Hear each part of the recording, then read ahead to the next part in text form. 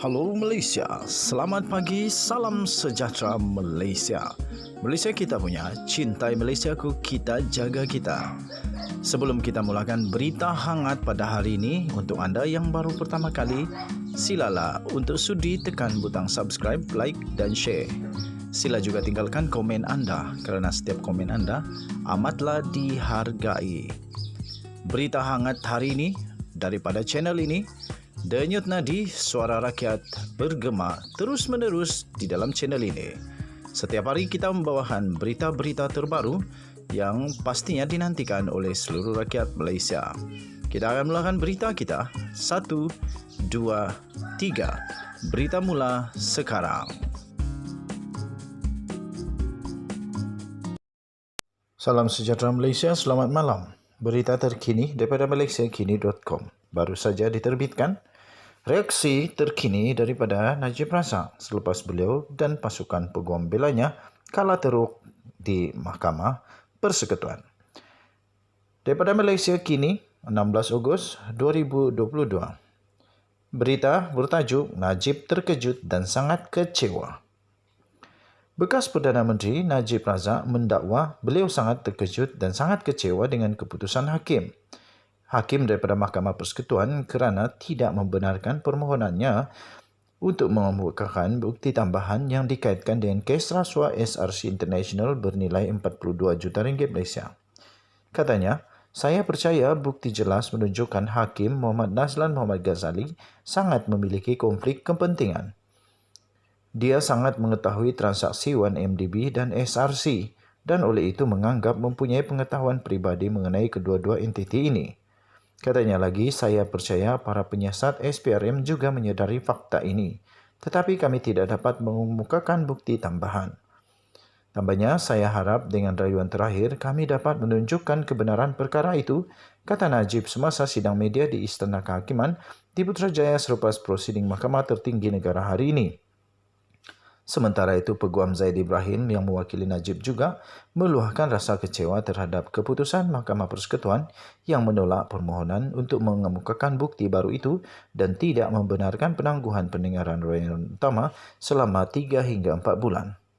Katanya, kami simpati penuh dengan Najib Razak dan keluarganya. Tetapi keadilan adalah jalan yang panjang. Kadang-kadang anda boleh mendapatnya di sini atau anda boleh mendapatnya di tempat lain, kata bekas Menteri Undang-Undang itu.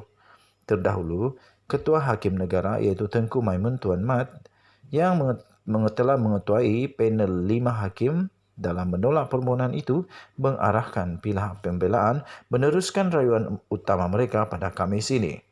Katanya rayuan utama akan diteruskan pada hari Khamis ini pukul 9.30 pagi katanya. Ini merupakan rayuan bekas Perdana Menteri Malaysia itu yang terakhir selepas panel 3 hakim Mahkamah Rayuan pada 8 Disember yang lalu telah mengekalkan sabitan Najib dengan hukuman 12 tahun penjara serta denda 210 juta yang dikenakan terhadapnya oleh Hakim Mahkamah Tinggi Muhammad Nazlan Muhammad Ghazali pada 28 Julai 2020. Panel hakim yang lain yang bersidang dalam pendengaran hari ini ialah Hakim Besar Sabah, Sarawak, Hakim Besar Sabah dan Sarawak, Abang Iskandar Abang Hashim dan Hakim Mahkamah Persekutuan Nalini Patamanan, Mary Lim Tiem Suan serta Muhammad Zabidin Muhammad Dia.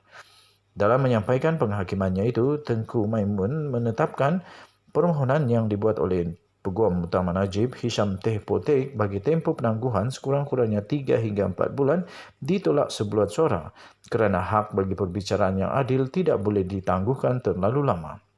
Dalam perkara ini, kita perlu ingatkan diri sendiri mengenai arahan amalan Ketua Hakim Negara yang mengatakan bahawa kes-kes yang sebegini perlu diberi keutamaan. Realiti sebenarnya adalah dana awam yang agak besar akan dibazirkan sekiranya penangguhan diberikan dalam kes sebegini yang merupakan satu pilihan mudah. Katanya lagi, perkara 8 Perlembagaan Persekutuan dan Kedaulatan Undang-Undang menuntut perayu dilayan sama seperti tertuduh yang lain. Oleh itu, kami menyatakan sekali lagi bahawa walaupun perayu berhak mendapatkan haknya menukar peguam, dia tidak berhak membuat pilihan ini dengan mengorbankan mahkamah, pendakwaan atau keseluruhan sistem keadilan.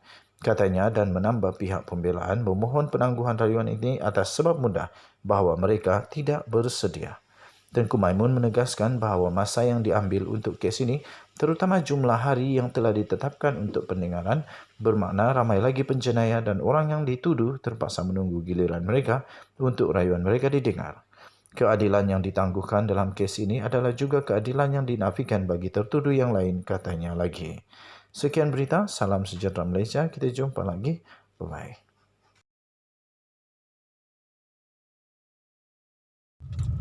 Salam sejahtera Malaysia. Denyut nadi suara rakyat bergema di channel ini. Saya tertarik dengan beberapa komen di dalam channel saya, yang apabila saya post video tentang Rafizi Ramli dedahkan tentang kepala LCS dan sebagainya, ada orang komen begini, Rafizi, kenapa tak nak bersuara? Kenapa tak nak bersuara pasal janji Pakatan Harapan selama 22 bulan yang tak ditunaikan? Semasa PRU, manifesto, semua manifesto, banyak manifesto Pakatan Harapan tak ditunaikan. Kenapa tak bising tentang perkara tu? Kata komen itu. Dan dia komen di ruangan komen untuk video pendedahan Rafizi. Okey, saya setuju. Rafizi, betul. Kenapa kamu tak nak komen tentang perkara itu? Tapi jawapannya mudah kot. Buat apa Rafizi nak komen? Sebab dia tak ada dalam kerajaan waktu itu. Dia tiada apa-apa kuasa waktu itu dalam kerajaan. Tapi apapun Rafizi, kau kena jelaskan itu jugalah. Jelaskanlah kepada rakyat kenapa, supaya rakyat dapat tahu jelas. Kedua, walaupun begitu, saya pikir apa yang Pakatan Harapan lakukan hanya tak tunaikan manifesto. Tapi berbeza daripada apa yang dilakukan oleh orang-orang yang berkaitan, yaitu pecah amanah, yaitu penyalahgunaan kuasa, yaitu menyeleweng wang, yaitu banyak lagi lah, pengubahan wang haram dan sebagainya. Jadi saya pikir kalau nak serang si Rafizi, bagus kamu orang cari yang seperti apa yang dilakukan oleh orang-orang yang berkaitan, yang menyalahguna wang, menyalahguna kuasa, rasuah, barulah kena.